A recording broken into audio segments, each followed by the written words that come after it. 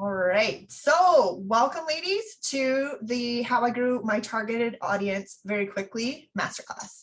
I was just mentioning that I love running informal events. I'm very off the cuff. I love to go with the energy in the room. So if you have any questions, please let me know. Jenny, I know you said you're kind of dabbling in the coaching and you're still kind of deciding what you want to get into, and that's totally cool. Yondell, I know that you have a jewelry business, but you also have this empowerment side to your business. So I'm going to speak a little bit into that. And then Haley, I know that you're a VA, but you help a lot of coaches. So as we have other people join, I can ask them what they kind of need help with so I can direct it. Are you guys reading this properly, or do I need to switch it? Nope, you're good. Okay, perfect. Because it looks backwards to me. Okay, so why do I want to be talking about this? I get asked all the time, how do I find my people? I feel like I'm doing all the things, I'm posting on social media all the time, I'm showing up consistently, but I'm still hearing crickets on all my stuff. And I think for me, it seems like the most common denominator is that we either build an audience that doesn't have the right people in it, or we forget that we actually need to build the audience in the first place. And so I wanted to show you guys what I did in my business in the last 14 months that was a complete game changer, because I literally felt like the best kept secret on the internet. And I just didn't have anybody to talk to. Do you know what I mean? I could talk to my friends and family. I could talk to my Aunt Shirley, who shows up in all of my content. But those are the people that are super supportive, but they're never going to be the ones that you actually build your business with. So you need to figure out how to find the right people so that you stop putting things out into the world that hear crickets all the time, because there's nothing more frustrating than that. So basically the inspiration behind the masterclass today was just to kind of peel back the curtains on how I have built over 1,000 people. It was a lot more than that, but it refines itself, and I delete people if they haven't engaged in a certain amount of time. So to build a targeted email list, I'm going to talk specifically about why you want to do that.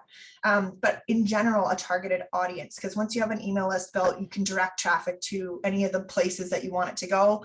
So if you want to build a Facebook community, you can. If you want to build on Instagram, you can. I am now into LinkedIn, which is an incredible place for lead generation and really connecting for market research, which I can talk about as well. But at the end of the day, what I want to show you is how I created a summit series that is collaborating with other women to build a targeted audience for myself. So does anyone have any questions? Have you've been to summits before? Jenny, how did you find me? I think you and I don't even know. It was through LinkedIn though. It was I don't know if you found me first or I found you first, but yeah, I would say LinkedIn. LinkedIn is so my VA is going to laugh. She's watching right now, but she's going to laugh because one of my biz besties from Ireland and her just kept saying you got to go check out LinkedIn. You got to go check out LinkedIn. And I mean, I was on it in my corporate career, but I didn't use it since then. And so I was like, okay, fine. They talked me into it. And now I'm getting incredible traction there. So welcome in LinkedIn. That's awesome. That's from LinkedIn. Yeah, it's a very powerful spot to be right now because it's untapped. Mm-hmm. Okay, so basically where I was a couple of years ago is I was scrambling to find clients. I felt like I was constantly trying to figure out whether it was a problem with my offer, whether it was a problem with my sales process, whether it was a problem with me. We literally get to a place where you're like, okay, I've done all the things. I've tried to do all this. I've taken the courses, I've taken the high level programs, and nothing is working for me. And so when you're in that place, it is so frustrating. And I think the majority of the women that I work with are very driven. And so there is no quit in us. We will go until it works, but there's that messy middle where you feel like, okay, but can somebody just tell me what to do for a second? I'm a don't tell me what to do kind of a person. I think a lot of us can relate, but sometimes you just need somebody to tell you what to do because it feels like there's a missing link or a missing puzzle piece in your business. And so for anyone who feels like the leads, the finding the right clients is the missing puzzle piece, this is going to apply to you. So basically, long story short, I was posting and praying. I was doing anything I could think of to try to get clients. And I think that there's a lot of people selling courses and easy fix solutions, especially when it comes to social media out there. And they say that attraction marketing is the key. And I bought into that hook, line, and sinker at the beginning. And so I built all of my stuff based on like going out and putting out all this stuff and just like expecting something in return. And I didn't realize that I had to go a little old school, which is to go and build real relationships with people so that I understood exactly what they were looking for. So when I say do that, I mean, go do your market research and don't just talk to friends and family because they are not your ideal clients 99% of the time. I'm saying get super clear and specific on exactly who you want to serve, and then go talk to at least 30 of those people so that you get the words that they're using. Why do we need the words? Well, yes, that's helpful for content that converts, but also I'm going to talk about how to create collaborative events, and you need to know what they're struggling with or what they think they're looking for so that you can create that as your event title and tagline to pull them in. So basically, worked my butt off, spent a ton of money on my business, investing in it, and then heard crickets forever. That's what it felt like. And so if you are there or you've been there, you can relate. So what did I do? I ended up going to a free virtual event. I love virtual events. It's my thing. And she basically pointed out that I didn't have an email list. I didn't have a buyer's list specifically. So maybe you have already built an email list with like a freebie that you created or a quiz or something like that. But you're finding you have thousands of people.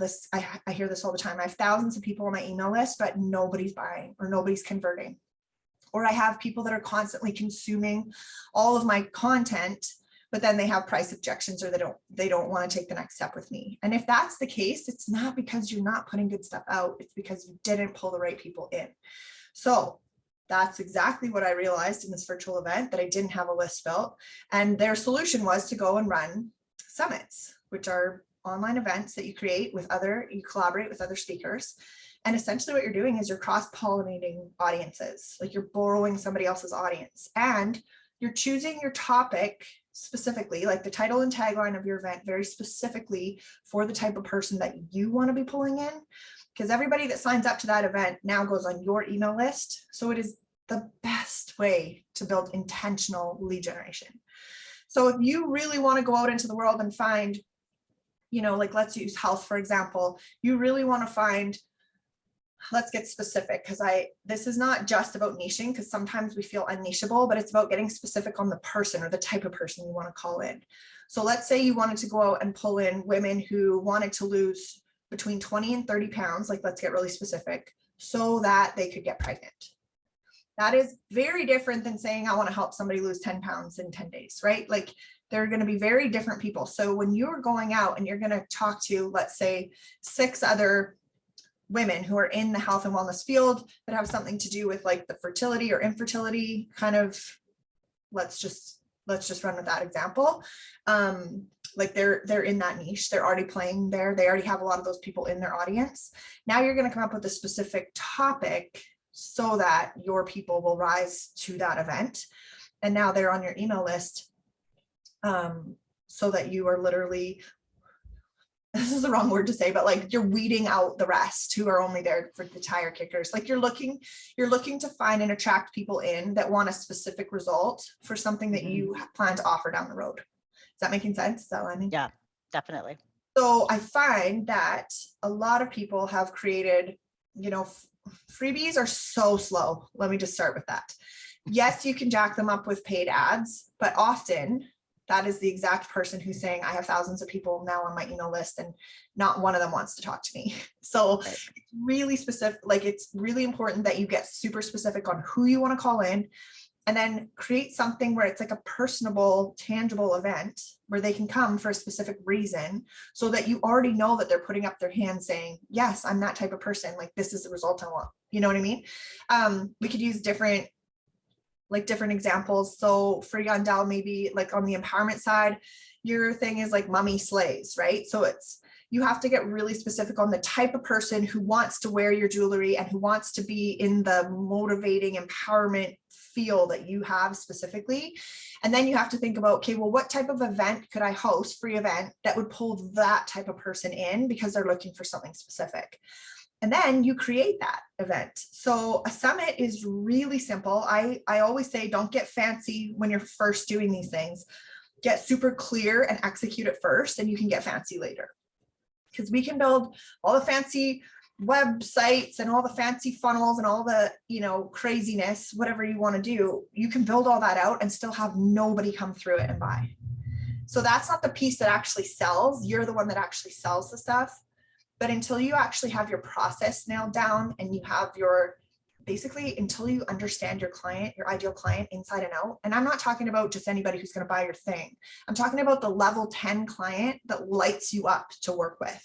So I usually work with coaches, but also service-based entrepreneurs. And the majority of the time they'll say, yeah, I pulled these people into my program or whatever, but I didn't charge what I wanted because I couldn't find anybody to buy at the offer that I actually wanted to sell. And then I ended up attracting a bunch of people in, and I felt like I was dragging them through the program the whole time. And that's exhausting for anybody. So I always say, like, let's start first with your level 10 client that you actually want to work with, so that she's the one that we're after all the time. And just to give you kind of like a visual of, what that looks like and feels like, because a lot of people will say, well, I don't want to get too specific or I'm going to leave all these people out. But I always say, pretend you're driving down the freeway and there's 3 lanes of traffic going one way. There's lane A, B, and C. If you are literally talking to A, B, and C, nobody can hear you and it's a traffic jam. But if you talk straight down the middle to B, she can hear you loud and clear, and A and C can also hear you and choose to merge into that lane, right? Because they'll say, well, I don't know if this is quite for me, but it sounds like what I'm looking for. Maybe I need to like reach out or follow up a little bit more to see if this would fit me too, instead of like, just don't even, if you go too wide, they always say, if you're talking to everybody, you're talking to nobody online. And the reason for that is because there's so much noise in the online space. So I really want you to think about that freeway. If I get super clear on who my B is, I can talk directly to her at all times with my content, with my events, with my emails, with my literally whatever I show up to deliver. If I'm super consistent with that, don't forget that A and C will still hear you. You can still sell to those people, but B is going to know that you're for her 100% and you're going to sell the majority of your stuff to that level 10 client. And then the rest of them can decide if they want to step up and step into that lane with you. Does that make sense? Mm-hmm. Okay, so hi, Lay. I just saw that you hopped in too. So basically, when it comes down to these events, it was like, how am I going to generate an audience of people that actually want what I have or actually enjoy the type of personality that I have too? These are all these little things that make such a difference in a business. If you want to build, I always say, build the life and business that you love. And part of that is, this is online business. This is the wild, wild west. You get to do whatever you want. There are no rules, literally. It is your integrity, your ethics, and your excitement. And I call it finding your fire, because what lights you up, I believe, lights the way to your success. So that's the beautiful thing about online business, is that it's wide open, but it's also like the blessing and the curse at the same time, because now you have all the options in the world and you don't know which one to pick. Right? When we first started an online business, we're like, okay, but where do I even start? Because there's so much advice out there. There's so much noise. And it's like, okay, I always say, this is a people business first. Who is it that you're trying to help? And what is the problem that you're solving for her? I always say her, because I usually work with women that work with other women. But if you have him in your audience, obviously that applies to you. But yeah, so basically you get super clear on who it is that you want to talk to, who it is that you really want to work with, your level 10. And then we're going to go out and find where that person is. And the easiest, fastest way to do that is to find out who already has those people in their audience and then collaborate on an event. So a summit is just a collaborative virtual event. I like to keep mine smaller. That's my personality. I call it quick and dirty. So one of my speakers the other day was like, I love how you run your summits. They're just quick and dirty. I was like, nice. So you can do like a 40-person summit. I've done a 31 speaker summit. I've done a 21-day pre-recorded. You drip it out every day for 21 days type summit. My favorite, because it matches my personality, is a 6-speaker live summit. It's a 3-hour event. I just ran one yesterday. And the reason for that is because I work with ambitious moms who are driven, who want answers like yesterday.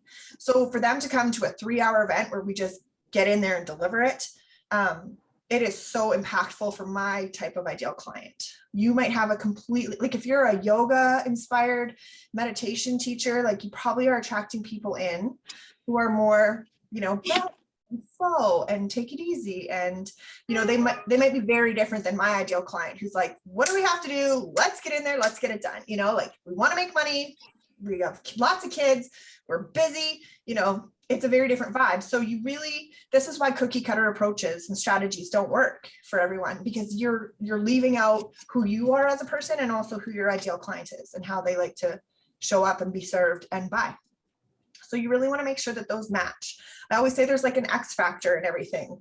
It's like what your client really wants and how they want to buy, and then what you actually want to show up and sell, like where those two meet, that's your sweet spot. That's where your offer is.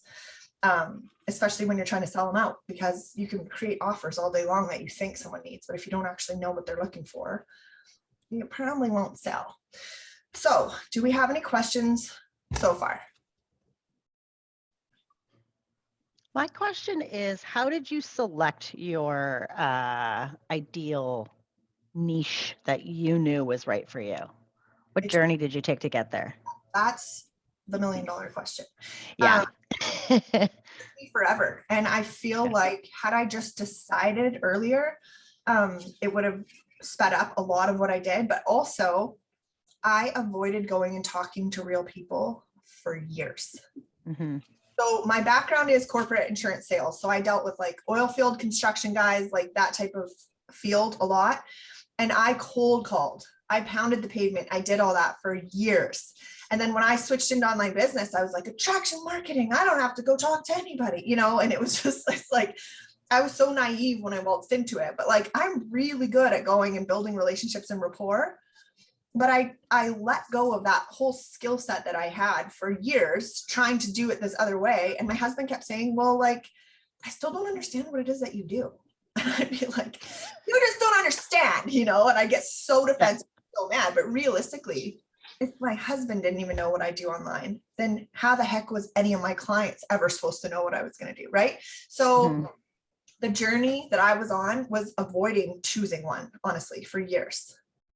And then once I actually did decide, I took my own advice and went and talked to real people. I pounded the pavement. A lot of the reach outs that I have right now on Instagram and LinkedIn are all done by my VA team. They initiate conversations on there. And then once somebody replies and stuff, then I'll jump in with the voice notes and start building that relationship. But that's the market research piece that I'm talking about, where it's like, I thought that I knew who I wanted to serve. But then once I started talking to real people over and over, I realized very quickly that it wasn't who I thought that I wanted to chase. It was actually more people that the level 10 for me is the people that I love to show up to a call and be around. I love to help them move their business forward. It's people who take the coaching and run with it instead of fight me on it constantly. Like, so there's just different pieces that you just know when you get off a call. But you have to have enough of those conversations. And I say, go learn that stuff for free.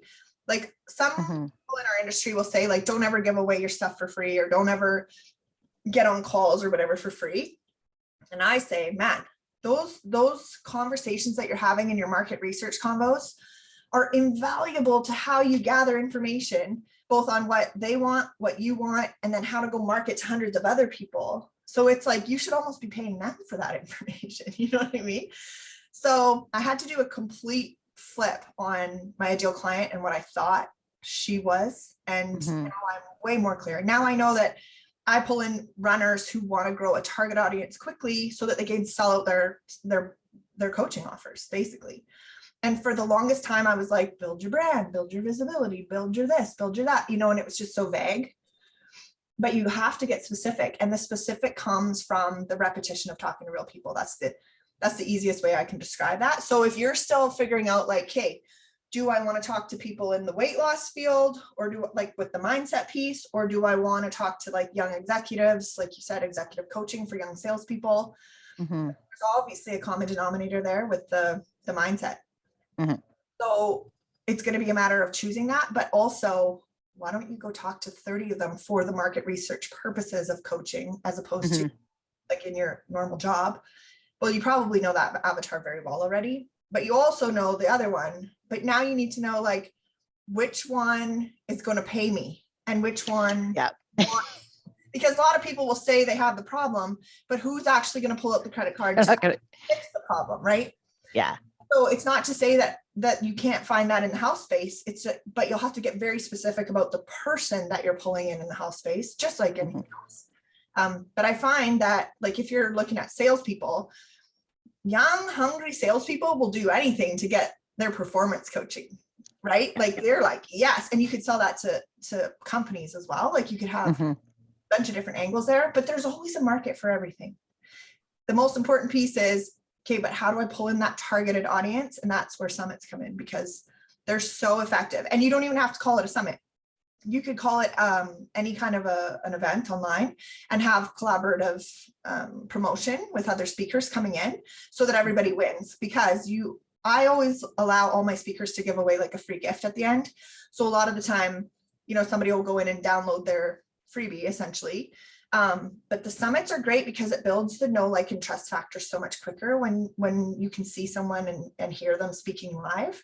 And we don't do canned presentations in mine. We do fly on the wall conversations. That's what I call it. So that we allow people to come in and have like a sneak peek into, this is like exactly what I wanted to know when I was getting started in business, or when I was at this stage of business, right? Like I wanted to just listen to successful women who are doing it maybe differently, but like success always leaves clues. So can I pick up on that flow? And that's the other piece that I love about my quick and dirty summits, is that 6 speakers in 3 hours, there's always a flow that emerges through it that you would have never gotten if you had them all at separate times for the interviews. And that I find it ends up being like the biggest ahas and takeaways that people get at the end. Is like, oh my gosh, these girls all do this business so differently, but there's these commonalities that flow through it. And most topics will have that type of flow. So whether you're in the health or the sales side of executive coaching, or if you want to go into the health space more, like there's always a common denominator. You just have to find the thread.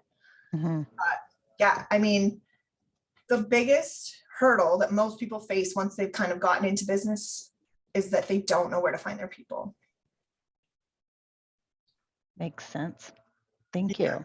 Lay's like, yes. Is it Lee or Lay? Sorry. It is Lee. Lee. And yes, I totally resonated with what you just said about, like if you could actually get in front of the person, then that's my jam. Like that. Yeah, I could do that all day long, but it is in this online space, figuring out where those people live and getting in front of them.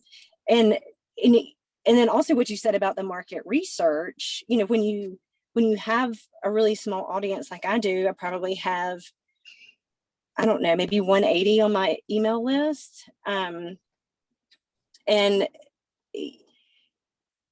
I've had some people that have been responsive and done, hopped on a 5-minute call, a 15-minute call to do some market research, but it's really hard to get people to, our time is precious, right? It is probably, to me, sometimes more important than the money. But so how do you do that?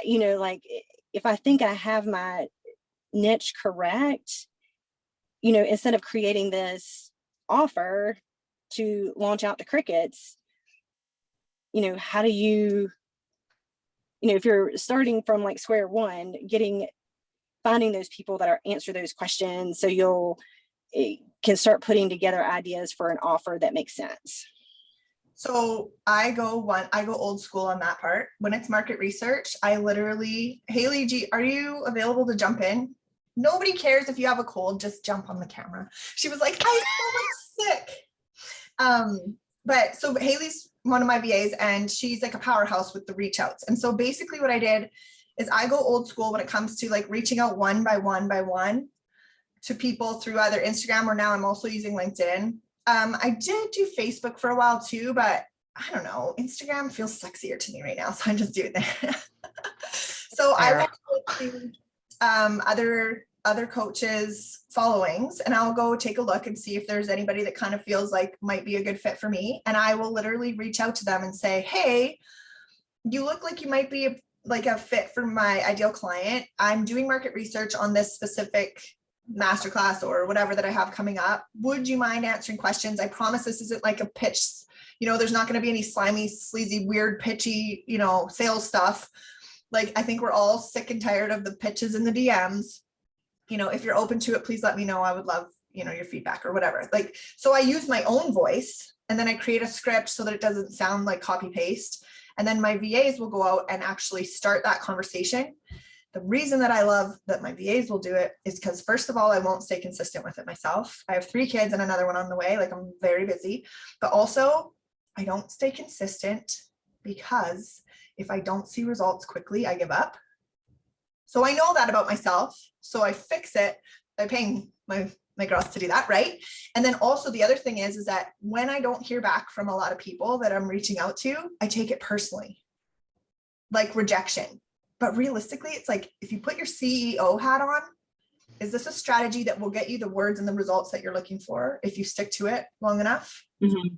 Yes, it is. Is it harming your reputation at all? No, I don't think so. I think if you were being a cold, pitch slappy mess, then it ruins your reputation. But I haven't had anybody yet be like, I don't like these messages. They just don't answer. Or I've actually had the opposite, where people are like, thank you for being a real person. And because those start the initial conversation, and they'll throw a couple questions out, and depending on how they answer, they'll Vox me and be like, hey, this girl's great, like you should hop in. And then I'll just go over and look at what was written already, and then I'll jump in with voice notes right away, so that that person knows that I'm a real person, right? But I had to protect my energy in the first stage because A, I won't stay consistent because I'm crazy busy. B, I like to protect my energy because I feel like it's a rejection when people don't answer me. That's because I'm Mm-hmm. And then C, I want a process that I know is happening even without me. So when somebody answers and sounds kind of like I've had people that are like, oh, I don't have any issues finding and signing clients. And I'm like, great. That's awesome. You know what I mean? Like, you're not my ideal client, and that's cool. And so I'll still voice note. Or if some people are very interesting in the DMs, but usually when you jump in with a voice note so that you're a real person, they hear your intention, they're happy to help. But the key also, I always say this all the time, the key is don't bait and switch later. So if you end up helping somebody or getting into, like, I call them breakthrough calls, where people will jump on a call with me and I'll just be like, okay, tell me where you're at, tell me exactly what's going on. And then I will force them to be frustrated all the way to the point where they have a breakthrough. And then they'll walk out of that call with like, oh my God, I did not realize that was my ideal client. Or I did not realize that that's what I was missing, whatever, something. So they'll have that big moment. And then of course it's like, that would be the perfect moment to say, like, here's how you come work with me. And I refuse to do that.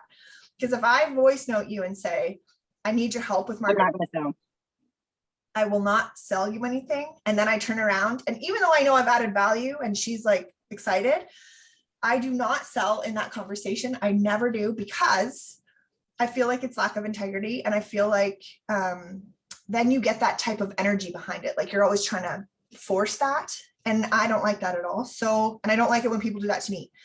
And the most important thing that I would say with coaches I've hired is, if it's like the law of reciprocity, you know what I mean? Like, if they show up and give me some real value for free, I'm going to be like their biggest fan moving forward after that, right? And I will hire them eventually. But they didn't force me into it, and they didn't push me, and they didn't bait and switch me. And that's super important to me, because I don't like being told what to do. So I don't do that to other people. So, but I've had lots of people that are like, by the end of that call, they're like, oh my gosh, what do we have? Like, literally one lady was like, what do we have to do to keep doing this? And I was like, oh, honestly, like, I would love to talk about, you know, what it looks like to work with me, but like, let's schedule a proper call for it.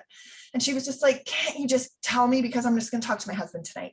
So that was like a very rare example of an exception that I made to that rule, because she was like, listen, cut the shit. Like, just tell me what it's going to be and what that's going to look like. And then she's like, okay, I'm going to go talk to my husband about it. And usually you're like, sure, you're going to go check with your husband. I'll see you in 50 years. Like, you know what I mean? Like, I'll never see you again. But the next day she was like, can you send me the link? We're all in. Like, and that was like such a cool example of like a half-hour free call that turned into like $7,500. Like, it was like crazy how fast it happened. But long story short, getting back to it, that's just like the possibility and the potential of what can happen. But it all starts with that initial reach out. So my whole focus is not those types of reach outs. But usually I will have a lot of people who end up following me and buying from me because they've come into my audience that way. But the majority, like I would say the majority of my clients, my high ticket clients this year have all come from summits first. So they've come into my audience first. And then I've said, hey, like the odd time I'll email out and just say like, hey, I'd love to talk to you, and then see who responds. But most of the time I actually will have to go through my Facebook group or my Instagram and actually go and reach out to people myself, because people are busy. And if you really want the information, you'll figure it out. You know what I mean? Like you have to go do it. And I feel like that's the hard work that lots of these programs and stuff promise that you don't have to do. But I think that there's the real work that moves the needle. Like you don't have to do that stuff forever. But if you're looking for an offer that's going to sell to your specific client, the fastest way to figure that out is to go talk to real people. So I say 30 in 30 days, which is very ambitious. It's a lot of work to get 30 people into and it doesn't have to be on calls. It can just be voice notes in the DMs. It's very effective in there. And then nobody's like worried about how much time they're spending or whatever. They just get back to it when they get back to it. So I would say that's the most effective way. But I mean, Haley would have the stats for my stuff for how many reach outs we actually do to get into those conversations. But like I said, once you get enough of those conversations under your belt, your content flows better. Now you also have people that are engaging with your content because you've talked to them. Like Instagram is obviously going to show your content to people that are voice noting you back and forth in the DMs because they think you're friends. Yeah. So it's almost like a double, like it's like two birds with one stone, but still never pitching, never baiting and switching. You know what I mean? And is that absolutely, no, I totally agree that it feels so icky. Yeah. So when you get most of the folks that sign up for your summits, where are those folks coming from? Are they coming from like your email list? Are they coming from your Instagram? From my speakers lists. Okay. That's the beautiful thing about you being the host of the event, is that anybody that signs up for that event now becomes your audience. Whereas I don't share the email list with all the speakers. I just allow them to promo a free gift, like a lead magnet or whatever. And if it makes sense to the people that showed up for that specific topic, then they go. Like I spoke on a summit 2 weeks ago and I had 27 people grab my freebie. So they're now on my email list, but the whole summit itself was hundreds of people that signed up, but the people that resonated with my message was only 27 and they jumped on. So summits are awesome because you don't have to get into this weird imposter syndrome of like, how am I going to find the people? Because you're the host. You're the one doing all the work to pull it together. All they have to do is email their list and post on social and show up. So it's like a win-win for everybody. And as long as you're providing a lot of value at the event, it's such a win for the attendees too. And I run free summit, unpaid, I run them free. And then I'll just do like, a VIP upgrade for $27 or whatever. I've tried a couple different price points. 27 is like kind of my sweet spot, where they'll buy like a 30-minute call with me plus the replays. That's just what I've personally kind of ended up doing. The sky's the limit for options on how you want to run your events. That's why I always say this is an imperfect event strategy so that it can fit your personality, so that you can do it more than once. And that's another reason why I say run a summit series, not just one, because the process is what you need to learn. The process of pulling targeted leads in is invaluable, because even if you switch to a different avatar later, like you want to, maybe Jenny, for example, maybe you start out in the health space with the mindset, and then you're like, you know what, I actually feel like I really want to tackle the executive coaching. So like performance mindset for salespeople or whatever. You now have the skill because you know the process to go build that audience. So you could get back on your feet in a new niche very quickly. You know what I mean? So it's the market research piece is huge. And then creating events that attract the right people. But you have that information because you've talked to real people here.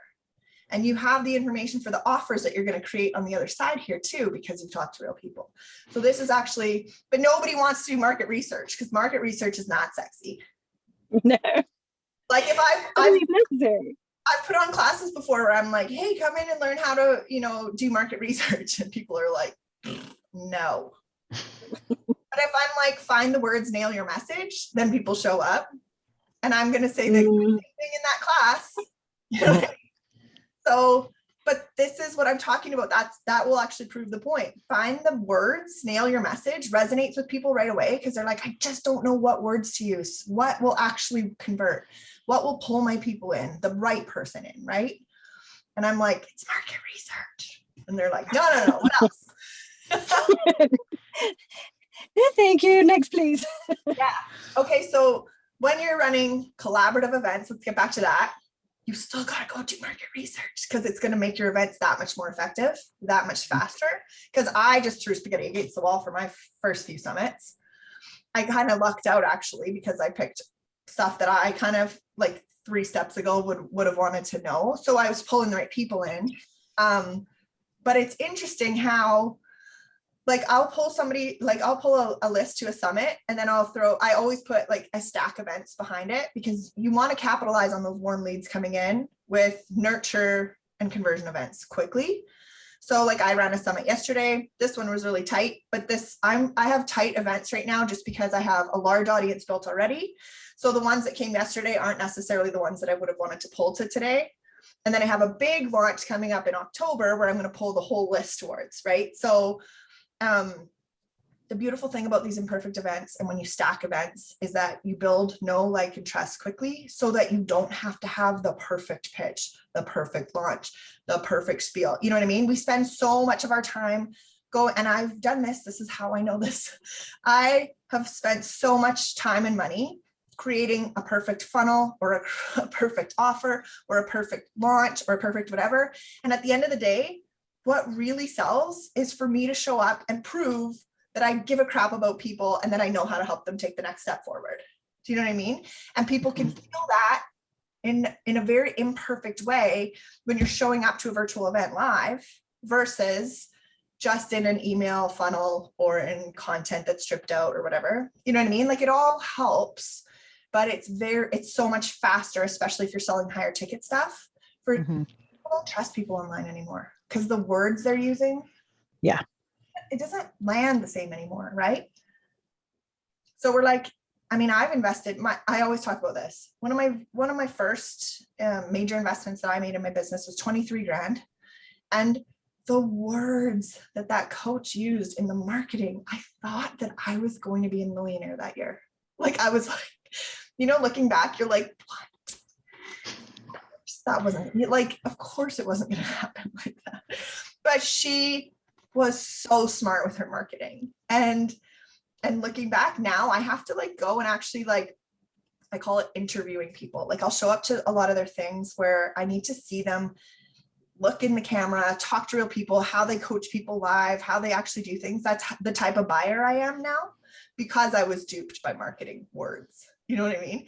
So you still want the words to hook people in, but buyers are savvy because they've been burned just like I did. You know what I mean? So I wanted somebody to show up and prove to me that they are for me and not in a like, well, if I give you my money, are you going to spit out a cash machine full of rainbows and unicorns? Like, I just want to know that they're my type of person and that when I go to them for advice, they're going to give me the type of like the style advice that I need to go to my next level. So is that making sense? Because we like to sell the way we like to buy generally. And so it's important to realize like, I don't just trust somebody's words anymore. I need to see them show up. And like, I actually really like it when somebody coaches me live on one of their like masterclasses or one of their, doesn't even have to be free. Sometimes they're low ticket and I'll jump in, but I want exposure before I go for the bigger ticket thing. You know what I mean? Because it's not that I'm afraid to invest in my business. It's that I'm afraid to invest in somebody that isn't going to be my style or isn't going to make me step up to my next level, if that makes sense. Oh, definitely. Yeah. So I think that was a very whirlwindy way of saying I love the market research piece is the piece that most people miss. And I always say I glossed over that piece for years. So choosing an ideal client is like, go talk to real people. I promise you in 30 days, if you've talked to 30 people that you think your ideal client is, you will know by the end of the 30 people, because you'll have about 8 to 10 of them that will emerge that will actually be the chemistry that you're looking for with your person. And now based on those 8 to 10 conversations, you just delete the rest out of your memory and you take, what is that girl looking for? What does she want? What does she think she needs? What does she want to buy? versus everybody else's opinions around you. And then you go after that for your messaging, for your offer, for your events. So then you pull people in with a free collaborative event to grow that targeted list really quickly. And then on the other side of it, you stack events very quickly for your nurture and conversion event, because that can happen really quick. So I did a summit like this in like mid-July. Yep. And it probably took me, maybe it's, I mean, because it was my first one, so it probably took me a lot longer. Hopefully it won't be as painful as it was the next go round. So how does it honestly get quicker for you to be able to turn that around? Like, you know, I have a VA that she kind of helps me with social media, but it's not like I don't have a direct extension person that I can say, or 2 or 3 or 4 that I can say, go do this, you know, so it would be me. So how quickly, realistically, or how frequently, I guess, could you get the summits out? I mean, are you looking like every 8 weeks? Yeah. So it depends on how motivated you are to build your audience. It depends on lots of things. But for me, like the first summit that I put on, it was a lot of speakers and it was my first go around, but it took me, I think, 2 months to put it together. Mm-hmm. Yeah. Now I just reach out to speakers, line them up. I'm going to show you my very fancy system.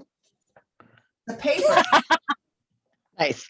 This year was my summit from July 20th. It was called Virtual Events That Convert. This one, I don't know if you can see this. This one's August 24th, Reach to Match Your Vision, Lead Gen for 6-figure sales.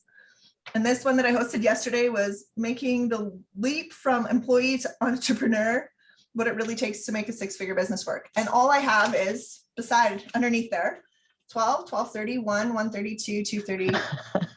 And then I put who I filled for speakers. And the odd time, I even have a little bit of a blurb about what we're going to talk about, like a theme that we'll start with.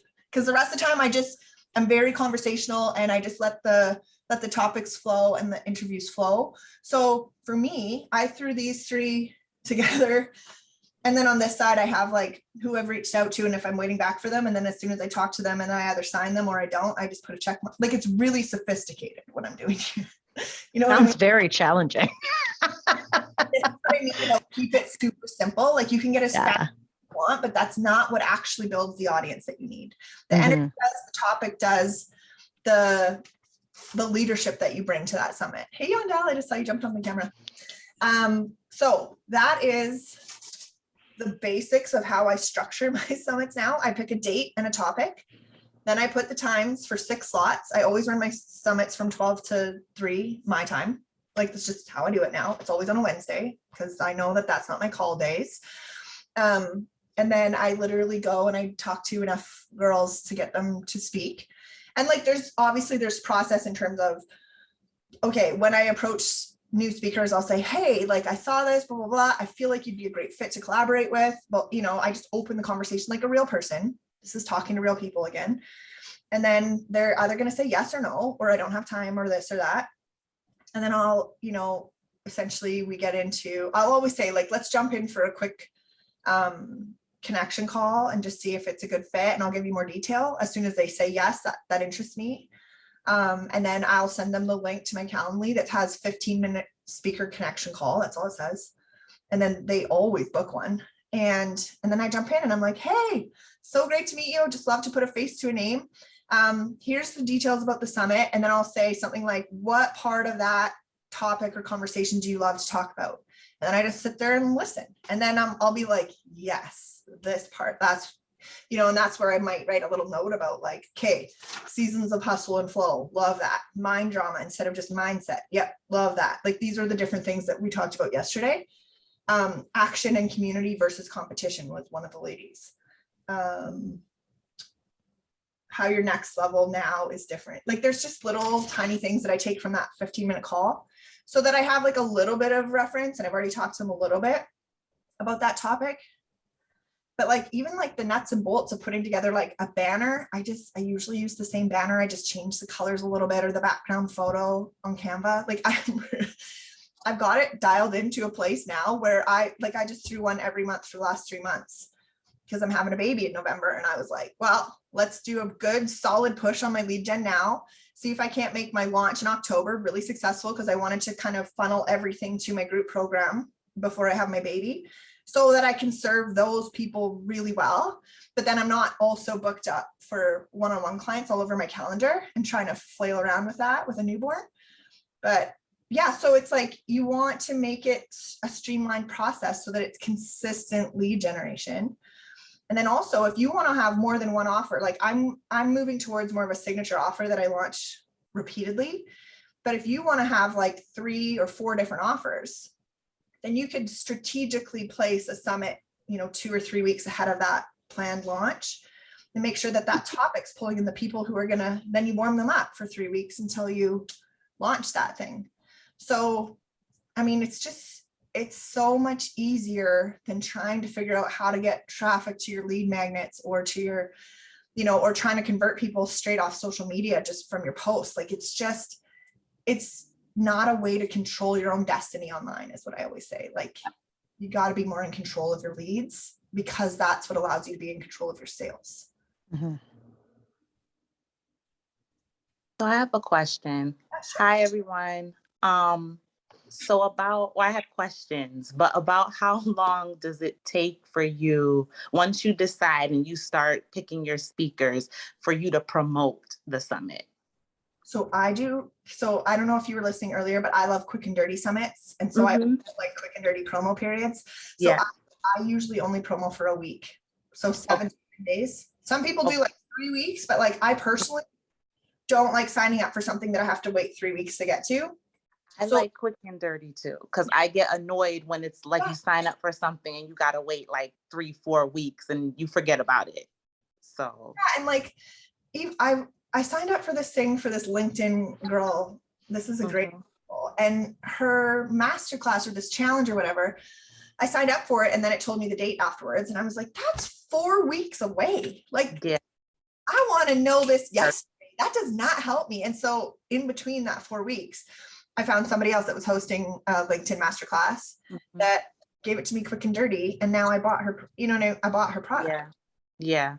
Makes sense. So I usually promo like Wednesday to Wednesday, but I always tell my speakers like 7 to 10 days out, like whatever works for your marketing calendar. I always make it very clear though, when I'm talking to my speakers, the promo requirements that I have. And also you have to be mindful of the type of speakers that you're pulling in. If you don't have an audience at all, then your list build is going to be very small. So you just want to have that happy medium of like, who is going to have ideal clients that will come to this thing, and enough for them to make it worth it for me to host it. Like, there has to be that trade-off too. But like the summits that I learned how to run, they said, go find speakers that have a minimum of 5,000 people on their email list, and literally just don't let anybody on that doesn't have that. Okay. And I did that. But if you want a targeted audience, this is my own personal experience now, then you're going to want to go and find people that you have chemistry with, because usually if you have chemistry with them, you'll have chemistry with their audience, as opposed to something like a 5,000 person email list. But that makes sense. If you're selling high ticket, that chemistry is super important. If you're selling like very low ticket and you're looking for a lot of volume, then that's super important to take. So it depends on what you're selling. Okay. This makes sense. Like, this is helping to bridge some gaps, because in the summer, I didn't do a summit, but I did a series, a Heal Girl Summer series, since I work with healing stones. And so I sold like I called it a Heal Girl Summer kit with healing beads and stuff like that, and anklets. And it did decent, but I was beating myself up because like not a lot of people showed up. It was a 6-week series. So every Saturday I would go live on Instagram and YouTube and Facebook through StreamYard. And not a lot, like I probably had like a handful of people that would show up at the time, but I did not do what you said. I didn't ask them to invite their email list. Like, I had flyers and stuff, and I relied solely on social media. Like, I used my email list, but that doesn't make sense because I'm trying to grow my email list. So I didn't use their email list.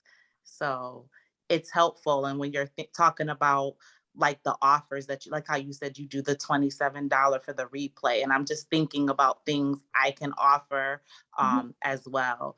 So it makes sense. Yeah. And I think you always have to keep in mind, like when you're creating those events and stuff, like who is my end user? Who is my client going to be? What's the point? Because it's very different to do like a big volume to get a lot of people to buy something at, under $200, let's say, Yeah.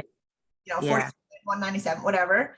But it is a very different experience when you're trying to pull somebody that's going to know, like you, and trust you, and pull out a credit card for $3,000 or higher, right? Yeah. Like you have a $3,000 to $15,000 high ticket offer. You need to be pulling the creme de la creme on a specific outcome. Whereas if you're doing anklets that are only $27 or something, then you can put more of a like pump up the jam kind of a rah event, because you're for volume and people are excited about the energy, and $27 is no big deal. So it depends on who you're marketing to. Yeah. This makes sense. Yeah. Have you decided to explore the coaching side of your business at all, or you're still going to? I'm still so stuck with that, because that would lead to another question. It's like, I don't know what to coach on. Like, with marketing, they're always talking about, the problem you solve. And I get fixated on that since I do jewelry, like this empowerment jewelry. I don't know what problem I solve. Like, I don't know if I'm overthinking it. Like, okay, yes, I help women with confidence, but I get really stuck on that. So I'm still up in the air with the coaching part, because I'm like, what am I going to coach them on? Maybe it's having the confidence to start their own accessory business. Okay. Anything that you have come through that you know for sure that you can stay in your lane and be like, I know this for sure, I could help someone with this.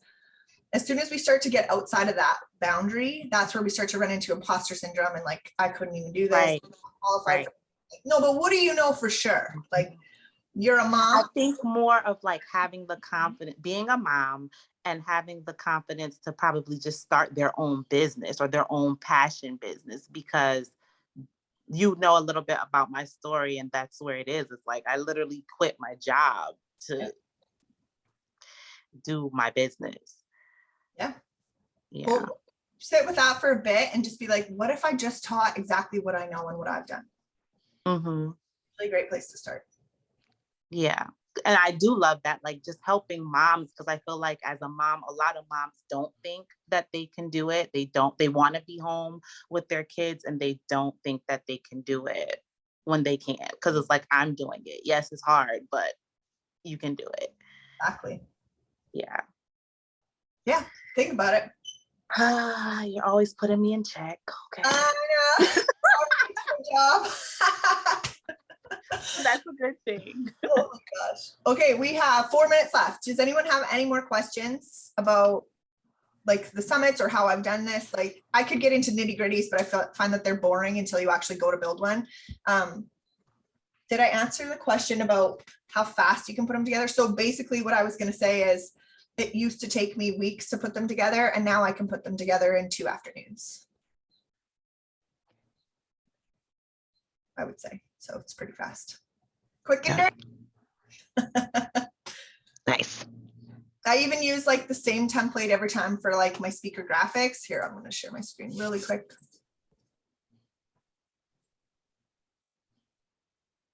I just want to show you guys this really fast.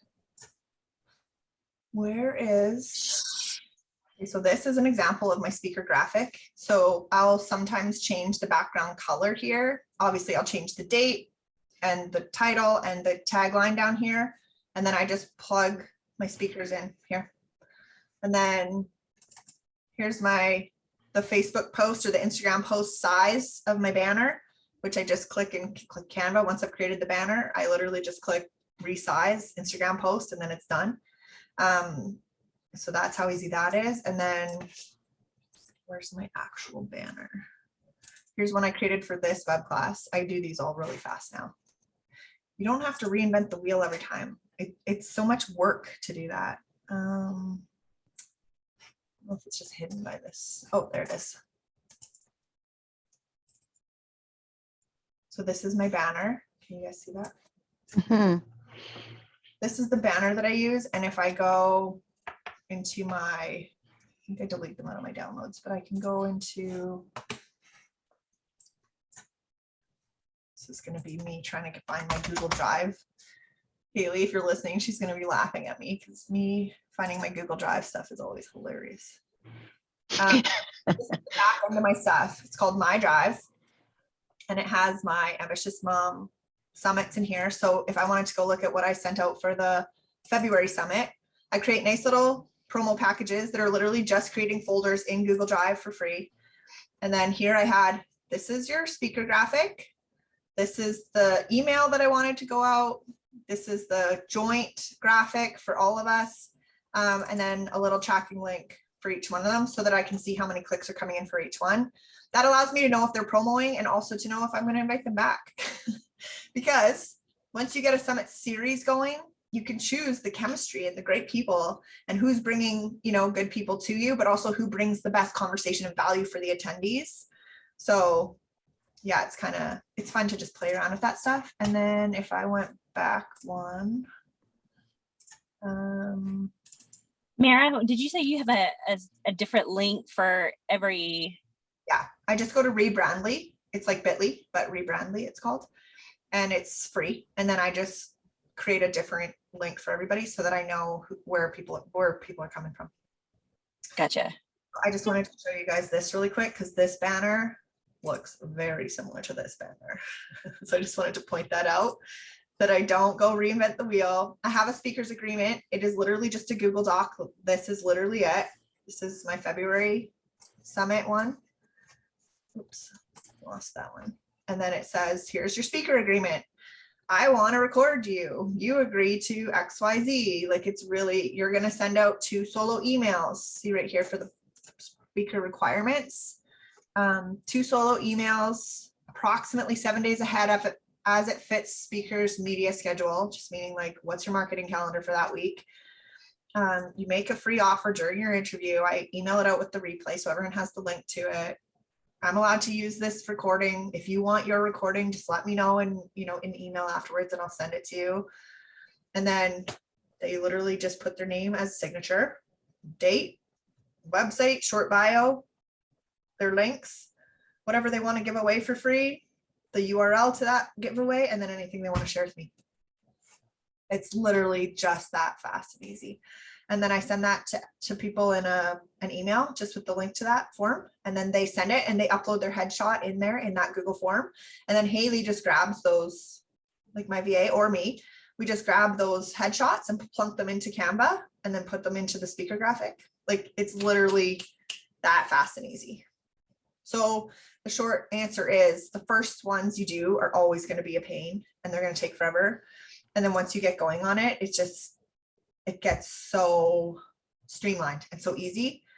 And then all you're doing is showing up. Like, you know, Reese was like, oh, how was your summit today? I used to sweat and like be nervous and be all the things. And I was like, oh yeah, it was awesome. You know, I had to take a little, sometimes after 3 hours of live being on, you need a little woosah time afterwards. But other than that, like, yeah, went great. You know what I mean? So summits get really easy and then they become just a pleasure. And that becomes my, what would I call it?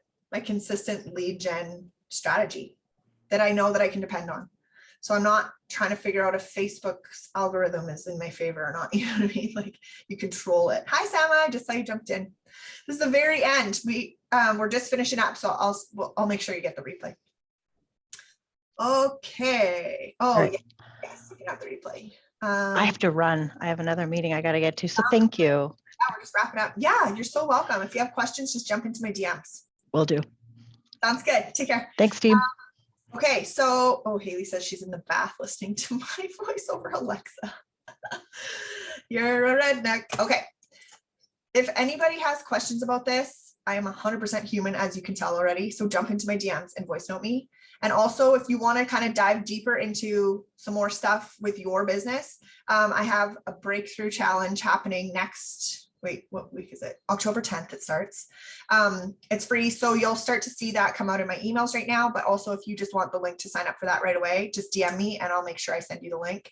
It's going to be a 4-day challenge. and it's going to happen in my Facebook group, but it's going to be about like really getting specific about who you're talking to, the market research piece about how to go and actually find the words to talk to them.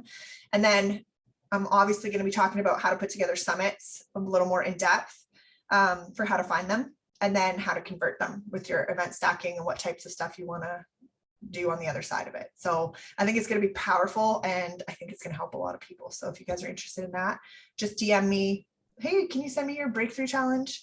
And I'll just send you the link to sign up for it. And any other questions, jump into my DMs anytime, and I'm happy to help. All right. Thanks for coming, ladies. If you're watching the replay, same thing applies. Thank you. Yeah, Thank you're so you. welcome.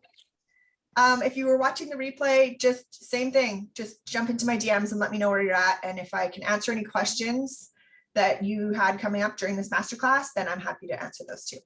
Have a great day, ladies. Cheers. Bye.